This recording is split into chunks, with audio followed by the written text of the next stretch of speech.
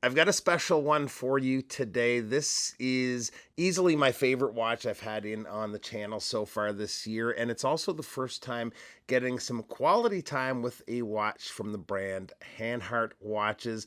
The watch is the 417 ES Flyback chronograph, and first of all, this is just a cool watch for so many different reasons. It's also a watch that's right up my alley.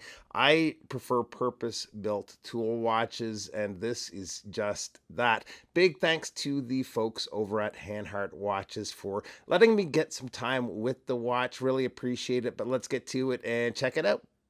All right. Now, I connected with Hanhart a few weeks ago out at the Vancouver Timepiece Show, and Felix and Franz were so much fun.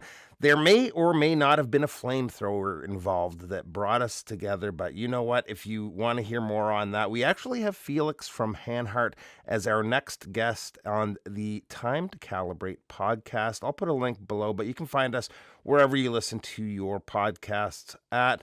To the watch here, though, and they re-released the 417 ES a few years back. Fans of the brand were asking for two things, though. One, a flyback column wheel movement, and two, the famous red pusher. They've given us both here and also have the watch in a 39 millimeter and this 42 millimeter version of the watch available either on the leather bund or the steel bracelet. One difference between the two, other than the size, is the 39 millimeter comes with an anti-magnetic closed case back, and the 42 has a display case back for a view of the movement. The original 417 was manufactured by Hanhart for the German Armed Forces for about a decade, starting in the 1950s. Also noteworthy is that it was often seen on the wrist of Steve McQueen. One interesting piece of myth with the watch is the red pusher. It was rumored that the wife of one of the pilots that had one of these painted the pusher with her fingernail polish as a reminder of her and a kind of a good luck charm to return home safely from deployment. This is not confirmed, but I love the idea of that. In reality, it was more likely used as a reminder to pilots to not reset the stop time. Either way, it just looks cool for one thing, and one upgrade is it's definitely not using nail polish for the red. It's made with high ceram, which is a combination of ceramic and polymers. So let's get in for a closer look at the dial here, and while we do, let's get the chronograph going. Nice snappy action of the pushers here. Up top, Hanhart is using their historical logo. Printed below that is the jewel count. For the movement, down above the 6 o'clock is flyback and shockproof printed. At the 3 is the minutes for the chronograph function, and at the 9, the subdial is the running seconds. The watch is designed to be very legible, and between the large numerals and the well-sized hands, it is very easy to read. Same goes for in low light, solid lume here, so no problems getting the time in any lighting situation. To operate the movement, it's similar to a typical chronograph where you can start and stop with the top pusher, reset with the bottom. For the flyback function, once the chronograph is running and you want to restart from 0, just hit that bottom red pusher,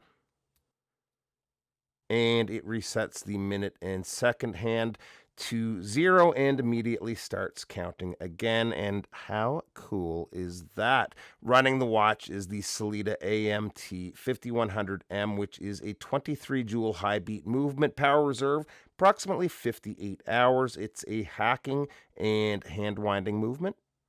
Other than the edge of the lugs, the case is fully brushed. It's very well finished overall, and between it and the bezel, it's a beautiful watch.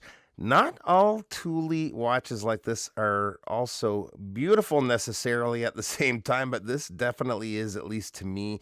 The bezel is a friction bezel. It's easy to grip, bidirectional.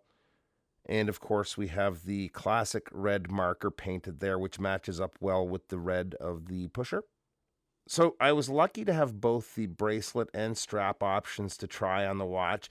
I'm almost always going to go for the bracelet on a watch if given the choice, but I much more prefer this on the bund strap. It's a good quality leather and it's quite comfortable right out of the box. The bracelet is a good quality too, though. Quick release spring bars and screwed links for sizing. We've got 3 micro adjusts on the signed clasp. The clasp actually has a dive extension, so for me, I'd prefer an on-the-fly adjustment system over that, but still a really good bracelet. Size on the watch comes in at a case width of 42.2 millimeters. Lug opening is 21 millimeters, so a bit of a negative with that. The lug to lug is 49.4 millimeters, and the thickness is 13.6 millimeters, including the AR treated sapphire crystal. Water resistance is 100 meters. And here it is on my 7.25 inch wrist. And this does not happen very often, but this is so good. I think it's going to be my next watch purchase. I like it that much. Love the watch itself, and it's great that it also has that history. I'm a little torn on whether to get this or the more historically correct 39 millimeter, but I'm kind of leaning towards the 42. I'll definitely update you when I decide, but what an awesome watch. Price for these come in at $29.80 USD on the strap, an additional $3.80, I believe, for the bracelet. If you go back and check my unboxing video, you also get a nice leather watch roll with it here with your purchase too. You can see that in a little bit more detail in that video. If you're a fan of the brand, definitely subscribe. I have at least a couple more watches coming in from them very soon, so keep an eye out for that. Appreciate you taking a few minutes to stop by, and we'll see you real soon. Bye-bye.